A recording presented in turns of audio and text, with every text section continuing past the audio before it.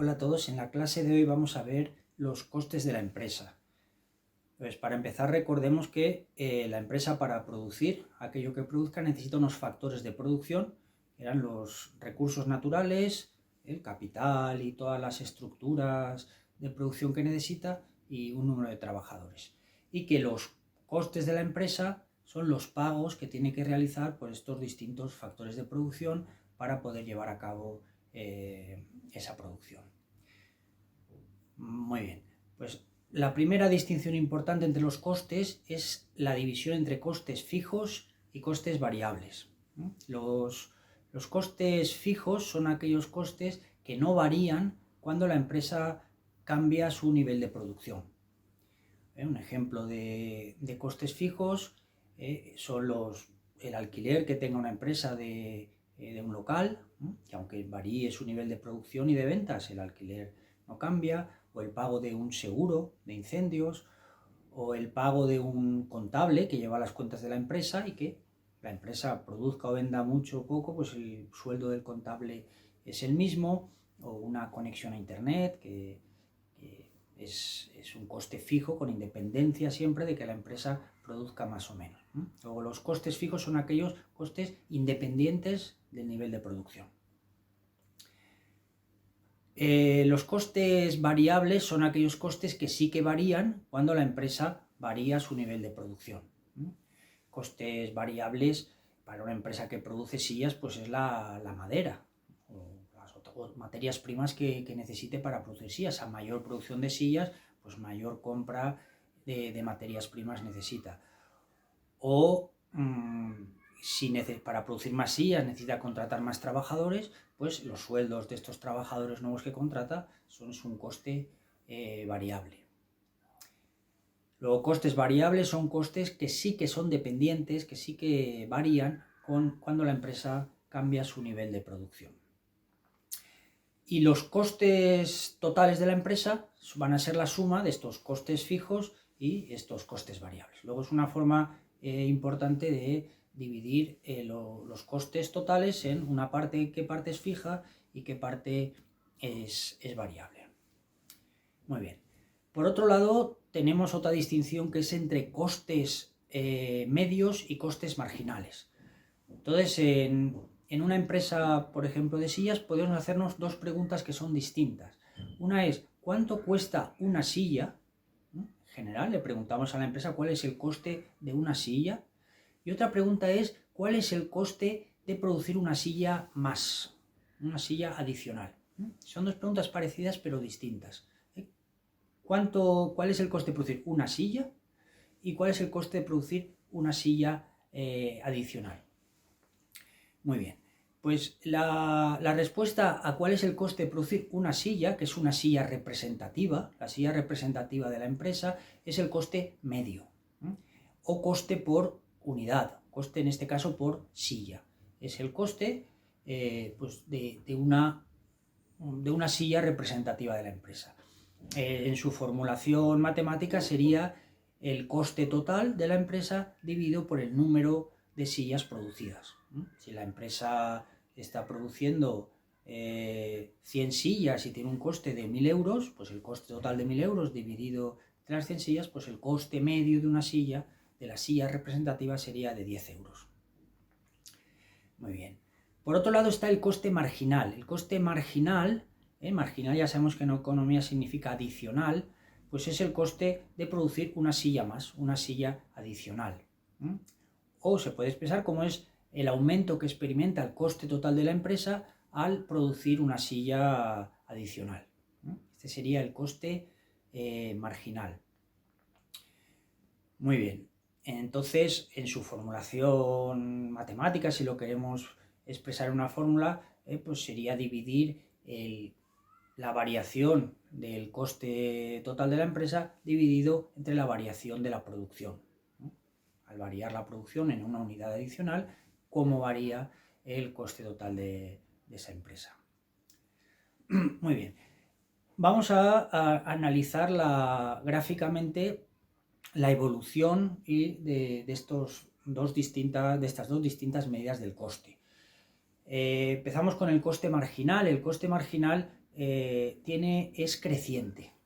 O mejor dicho, a partir de una determinada producción empieza a crecer y a subir si la empresa quiere producir más unidades. Y esto responde al hecho del producto marginal decreciente. Recordemos cuando en una fábrica de sillas hay pocos trabajadores, cada trabajador tiene a su disposición la maquinaria, los equipos, los ordenadores de la empresa y produce muchas sillas. Y que al producir cada trabajador muchas nuevas sillas, cada silla tiene un coste bajo.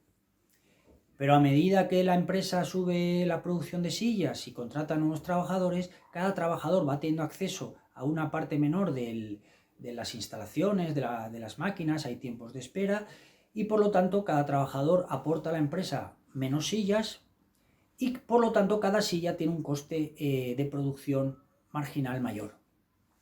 Luego, detrás del coste marginal creciente, de que cada nueva silla vaya costando cada vez más a la empresa, lo que está es la propiedad del producto marginal decreciente.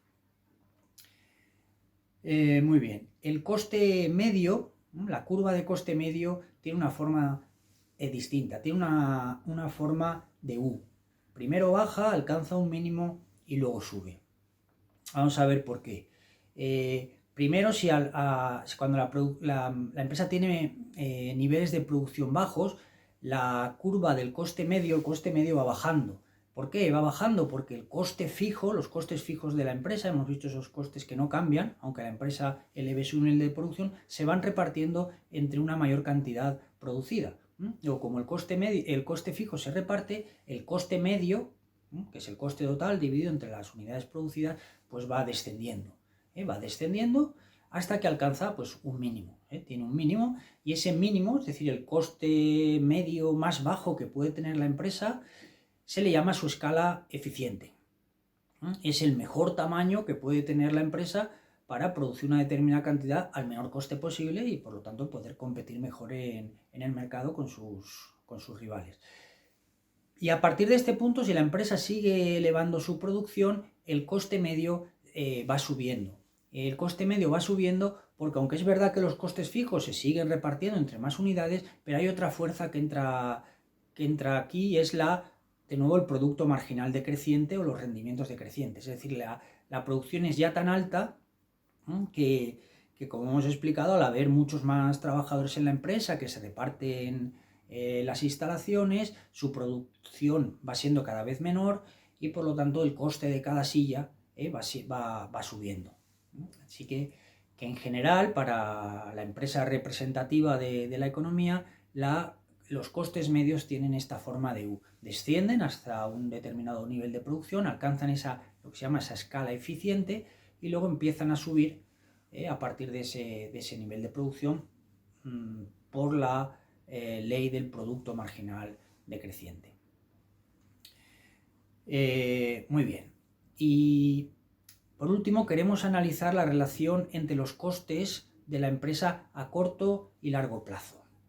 Entonces, en este contexto, corto y largo plazo significan lo siguiente. En el corto plazo, en un corto periodo de tiempo, es cuando la empresa tiene unas determinadas instalaciones, tiene una fábrica o varias, y eso está fijo, eso no puede cambiarlo, no tiene tiempo suficiente para cambiarlo. Eso forma un coste fijo. Si quisiera aumentar su producción, lo que tendría que hacer es contratar a nuevos trabajadores. No tiene tiempo de ampliar la fábrica ni de construir otras fábricas. A corto plazo solo puede contratar más trabajadores, comprar más materias primas y fabricar, por ejemplo, más automóviles. En cambio, en el largo plazo es un tiempo que la empresa ya tiene suficiente margen para construir nuevas fábricas o ampliar las que ya tiene o incluso cerrar algunas fábricas que se han quedado viejas y no le interesan. Luego, a largo plazo, ya todos los costes son flexibles. La fábrica deja de ser un coste fijo y pasa a ser un coste variable. Todos los costes son variables, quiero decir. Por lo tanto, a largo plazo, la empresa tiene mucha mayor flexibilidad. Tiene flexibilidad para subir el tamaño de la fábrica, reducirlo y también contratar más trabajadores, contratar menos. Es decir, puede ajustar mejor su tamaño a la demanda que tenga. Entonces, dada esta distinción entre corto y largo plazo, gráficamente podemos reflejarlo en que la curva de costes medios a largo plazo también tiene forma de U, pero es una U mucho más abierta, que va envolviendo dentro las distintas curvas de costes a corto plazo. Y vamos a ver esto qué significa. Esto significa que vamos a imaginar tres fábricas, una pequeña, una mediana y una grande. Para la fábrica pequeña, en niveles bajos de producción, si la empresa subiera su producción, tiene un margen ahí para aprovechar lo que se llama economías de escala. Economías de escala es que si la empresa sube su producción, va descendiendo el coste medio a largo plazo. ¿Y por qué desciende el coste medio a largo plazo? Porque puede aprovechar la división del trabajo y la especialización de sus trabajadores, y tiene un margen ahí para subir la producción y conseguir un coste medio a largo plazo más bajo. Cuando la empresa el tamaño de la empresa pasa a ser mediano, entra en un terreno de rendimientos constantes a escala. Esto quiere decir que si la empresa sube el tamaño de su fábrica, y puede hacerlo, hemos dicho, a largo plazo, aumentar el tamaño, bueno, pues el coste medio se mantiene constante. Ahí ni sube ni baja. Y llegará un momento que la empresa entrará en un nuevo territorio, que es el de los costes medios a largo plazo, que empiezan a crecer. Se dice que la empresa experimenta deseconomías de escala. Quiere decir que si sigue aumentando el tamaño de su fábrica y quiere hacerse tan grande, bueno, pues es tan grande que la empresa empieza a tener problemas de coordinación, de dirección, se hace como un mastodonte y empieza a sufrir, por lo tanto, una subida de su coste medio a largo plazo. Por ejemplo, podemos imaginar que una empresa está produciendo 1000 automóviles y el coste medio del automóvil son 10.000 euros. Y está en el mínimo de una curva de coste medios a corto plazo y está en su tramo de rendimientos constantes a escala. Muy bien. De pronto sube la demanda y la empresa tiene que producir ya no 1000, sino 1200. Entonces, veis que a corto plazo, como no puede cambiar el tamaño de la fábrica, tiene que contratar a nuevos trabajadores que sufrirán el problema del producto marginal decreciente, y para producir 1200 coches, el coste medio de cada coche va a ser ya no de 10.000, sino de 12.000. La empresa durante un tiempo pues tiene que aceptar eso. Pero a largo plazo hemos dicho que ya la empresa es mucho más flexible, va a poder aumentar el tamaño de su fábrica o incluso construir otra fábrica para fabricar los nuevos automóviles. Se irá moviendo en ese tramo de rendimientos constantes a escala, elegirá otro tamaño y en ese nuevo tamaño su coste